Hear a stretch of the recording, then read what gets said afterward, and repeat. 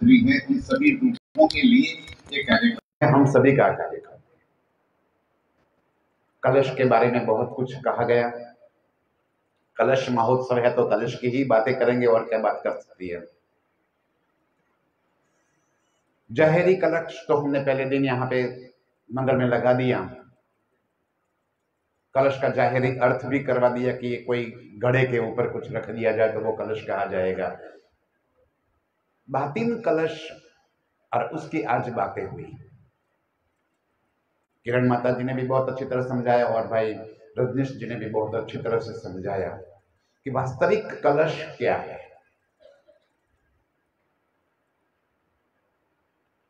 Book में श्री महामत गावे, उड़ायो असत थाप्यो सत्य, सब पर कलश हुओ आकृत।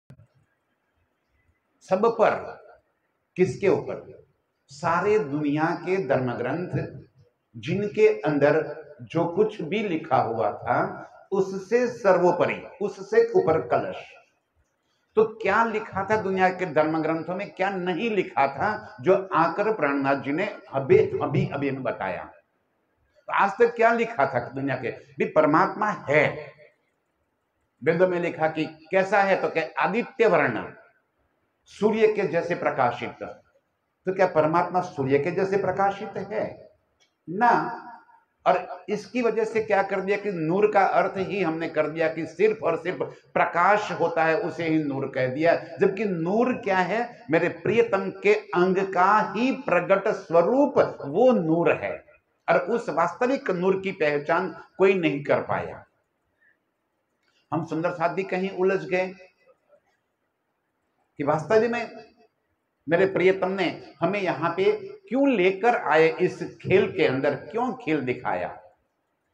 वाहिदत का इश्क और हक की बादशाही। तो क्या अर्श में रहते हुए हमने प्रियतम के इश्क को नहीं जाना? अर्श में रहते हुए क्या हमने अर्श को नहीं जाना? तो ना, नहीं जाना। तो क्या नहीं जाना अर्श में हमने? प्रियतम अक्षरातीत जो मारिफत का स्वरूप है और उन्हीं का प्रगट स्वरूप ही हकीकत है। हम रूहें प्रियतम के निस्बत की स्वरूप है।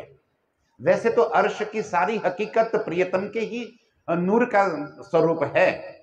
ध्यान से सुंदर सा जी समझिए कि अर्श की जितनी भी न्यामतें हैं, पशु पंछी खुबी खुशाली मोहलाते, वन बगीचे फंवारे जल जिमी वायु तेज आकाश, अर्श की एक एक कण मेरे प्रियतम का ही नूर है।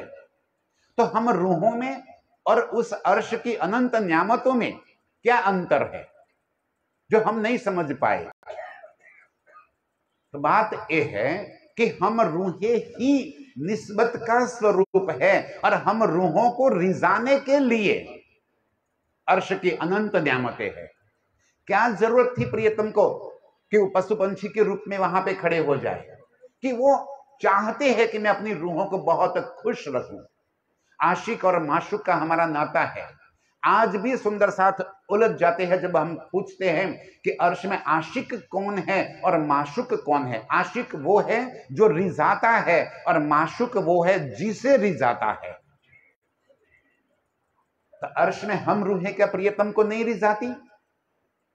दिन भर हम ही तो राज्य को रिजाते हैं, निरत करके रिजाते हैं, भोजन करके रिजाते हैं, श्रृंगार करके रिजाते हैं, वनों में जाके रिजाते हैं, अनंत अनंत लीलाएं करके हम अपने प्रियतम को रिजाने में लगी है। तो आशिक कौन है?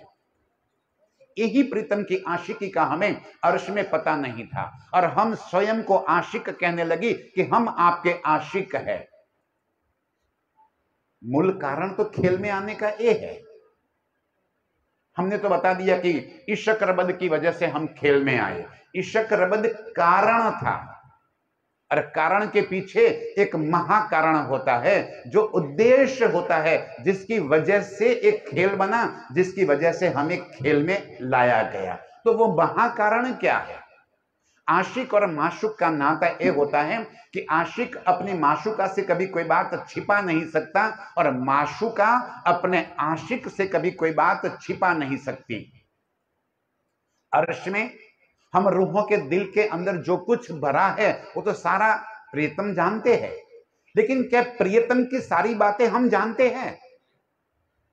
हमने तो कह दिया कि अर्श में तो वाहिदत है, और वाहिदत तो ये होती है कि एक दूसरे के दिल की सारी बातें हम जाने। यदि हम प्रियतम के दिल की बातें जानते होते तो ये खेल में आना ही ना पड़ता, कभी आना ही नहीं होता। क्या प्रियतम नहीं जानते कि उनका स्वरूप अक्षर ब्रह्म ऐसे कई खेल बनाते और पल में उड़ाते हैं? वो तो जानते हैं कि ये खेल कैसा है। तो हम रूहे ही वो बात से अनभिज्ञ हैं, हम रूहे ही वो बात को नहीं जानते कि प्रियतम की वास्तविक लीला क्या है, वास्तविक स्वरूप क्या है। हमने तो प्रियतम को बस देखा कि ये मेरे प्रियतम है और हम उनको रिझाते हैं। वो हमें कैसे रिझाते हैं वो बात हमने कभी नहीं जानी।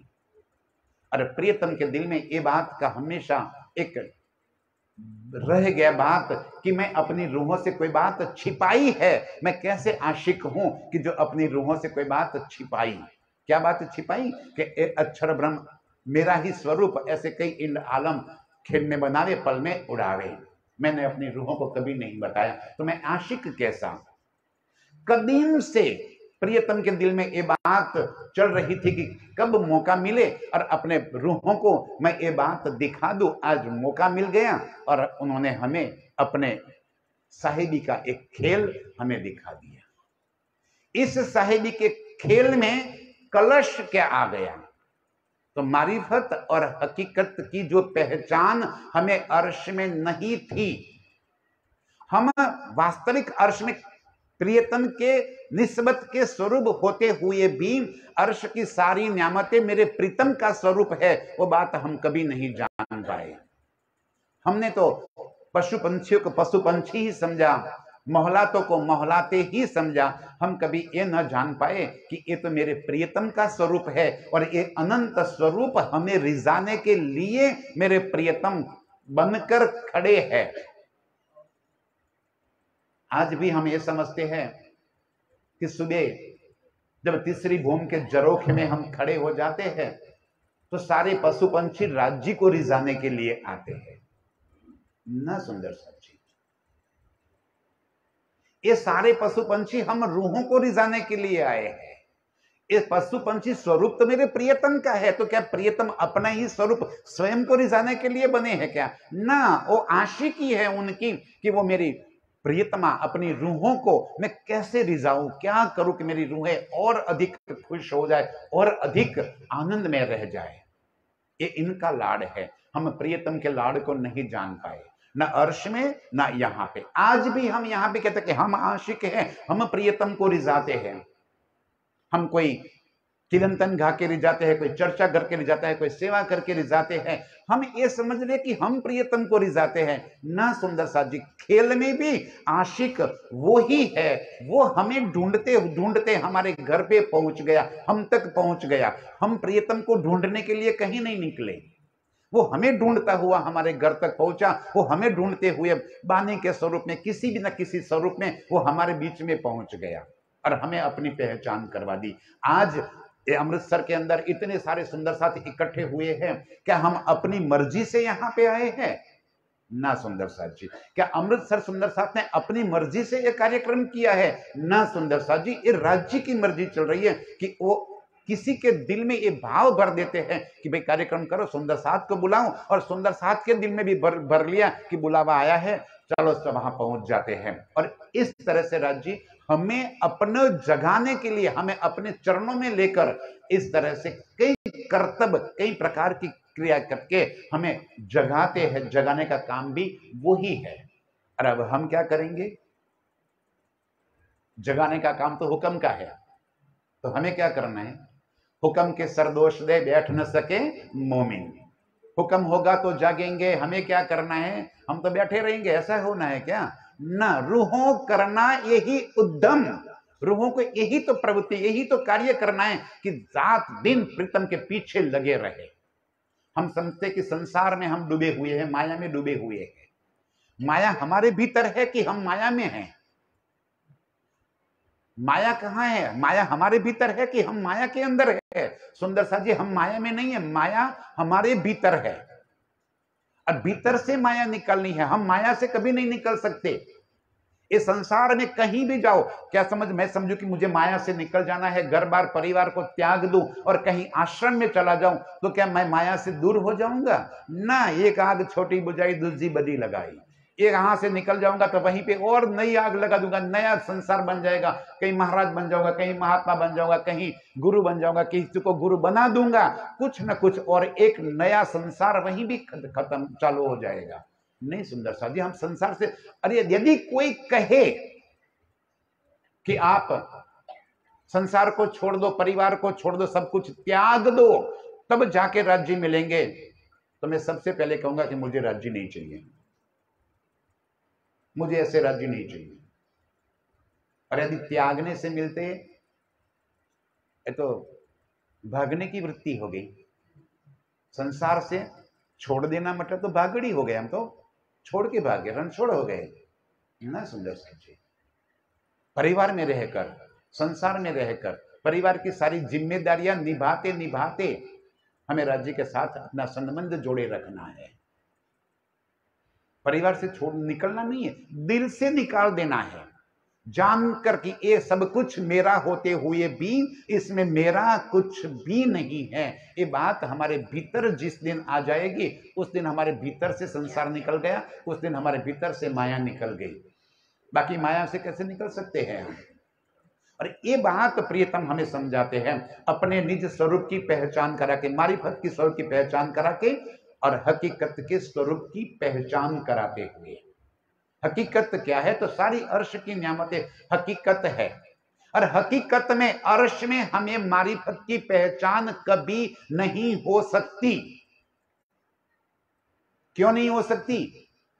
कि यदि हमें अर्श में मारिफत की पहचान हो जाएगी तो हकीकत रह ही नहीं पाएगी। हकीकत रहेगी तो पहचान करोगे। मेरी बात को ध्यान से समझिए सुंदर साहब जी, मैं क्या कहना चाहता हूं। यदि अर्श में हमें मारिफत की पहचान हो जाए तो हकीकत ही नहीं रह पाएगी। हकीकत रहेगी कैसे? फिर कहां से जानोगे आप मारिफत को? मारिफत को आप जान ही नहीं पाओगे अर्श में बैठे हुए। इस वास्ते खेल में लेकर आए और हमें सब पर कलश हो आखरत। आखरत का कलश हमें बता दिया कि देखो ये मारिफत का मेरे दिल के भीतर क्या चल रहा है, मेरी आशिकी क्या है, मैं कैसे तुम्हें लाड करता हूं, मैं कैसे तुम्हें रिझाता हूं, ये बात हमें यहां बता दी। इलम से भाई रजनीश जी ने बहुत अच्छी बात मुझे बता दी, बहुत चोट लगने वाली बात, कि हम इलम से जागृत हुए हैं, इशक से नहीं। और इलम की जागृति हमें अर्श में नहीं पहुंचाएगी। इलम से ईमान और ईमान से इशक में जब तक परिवर्तित नहीं होगा तब तक हमें कभी भी आत्म जागृति नहीं हो पाएगी। इलम से हम इल्मी बन सकते हैं। यदि इलम से हमारे भीतर इशक न प्रकट हुआ तो इलम की चातुर्यता आएगी, अहंकार आएगा और हम बड़े महाराज कहलाने लग जाएंगे। हम सुंदर साथ कहलाने से परहेज करने लग जाएंगे। भीतर चातुर्यता आएगी। ए इलम खूबी चातुरी अंग की, देखने न देवे मेरे दुल्हे के मुख का नूर। यदि सिर्फ और सिर्फ इलम हमारे भीतर पहुंच गया, इलम से हम कितनी भी बड़ी बातें कर ले, लेकिन इशक न आया, और इशक का एक ही मार्ग है कि इन सभी के अंदर हम राज्य को देखें। उन्होंने तो कह दिया कि मैं कहां हूं, मेरी बैठक कहां है, मुझे ढूंढना है तो कहां ढूंढोगे? या तो सुंदर साथ के दिल में या कुलजम बानी में। और हम कहां ढूंढने लगे हैं? हम राज्य को कहां ढूंढने लगे हैं? कोई मुगटों में ढूंढने लगे हैं, कोई बागा में ढूंढने लगे हैं, कोई मंदिरों में ढूंढने लगे हैं, कोई आश्रमों में ढूंढने लगे हैं, कोई पुरियों में ढूंढने लगे हैं, कोई व्यक्तियों में, महाराजों में राज्य को ढूंढने लगे हैं। महाराजों को हमने राज्य बना दिया ना सुंदर साहब जी। सरकार साहब एक बहुत अच्छी बात कहते थे, उस समय तो पता नहीं चला कि क्या कहना चाहते हैं। एक बात कहते थे, जिन देखा मेरे वजूद को रहा बीच नासुत, जिन देखा मेरी रूह को पहुंचा बीच लाहुत। और हम कहां लगे हैं? हम कहां लगे हैं? महाराजों के पीछे, मंदिरों के पीछे, स्थानों के पीछे। हमारे लिए सिर्फ और सिर्फ कोई एक है तो मेरे सतगुरु मेरे श्याम जी, एक प्रियतम के सिवा और कहीं भी हमारी नजर न लगे, बाकी सब कौन है। तो हमें इल्म देने के लिए धनी ने उस समय परमधाम ने कॉल कर दिया था कि मैं रसूल अपना भेजूंगा। यहां जो भी बैठे हैं ये बात कर रहे हैं ना, वो सब रसूल है। धनी ने उनको शोभा दे रखी है, सभी को अलग अलग तरीके की शोभा दे रखी है। किसी को बानी की शोभा दे रखी है, किसी को कीर्तन गाने की शोभा दे रखी है, किसी को ढोलक बजाने की शोभा दे रखी है, और किसी को मीडिया का शोभा दे रखी है, किसी को कहीं और शोभा दे रखी है। ये सारा काम मेरे प्रियतम का है। और कोई समझे कि मैं तो बहुत अच्छी चर्चा कर लेता हूं और मैं बड़ा महाराज, सॉरी सुंदर सा जी, हमें इस तरह के किसी के पीछे न लगते हुए एक प्रियतम को याद कर प्रियतम के पीछे लग जाना है। एक कलश वाणी है, एक कलश है, हकीकत और मारिफत की पहचान, जो अर्श में भी हमें नहीं थी, वो बात खेल में आके प्रियतम ने पहचान करवा दी। हमारी निस्बत की वजह से हमें ये सुख मिला है, अर्श में भी निस्बत की वजह से ही हमें लाड मिले हैं प्रीतम के। आज भी प्रीतम हमें लाड करते हैं, और उसी लाड की वजह से आज अमृतसर में ये भव्य प्रोग्राम हो रहा है। और जहां कहीं भी जो कार्यक्रम हो रहा है, ये मेरे प्रियतम के लाड है, वो हमें रिझाते हैं। आशिक वो है और आशिकी की दिखा रहे हैं, और हमें अपनी ओर खींच रहे हैं, अपनी ओर बुला रहे हैं कि छोड़ तू इस सबको, आजा मेरी ओर, आजा मेरे पास, देख देख कैसे मैं तुझे न्याज कर देती हूँ।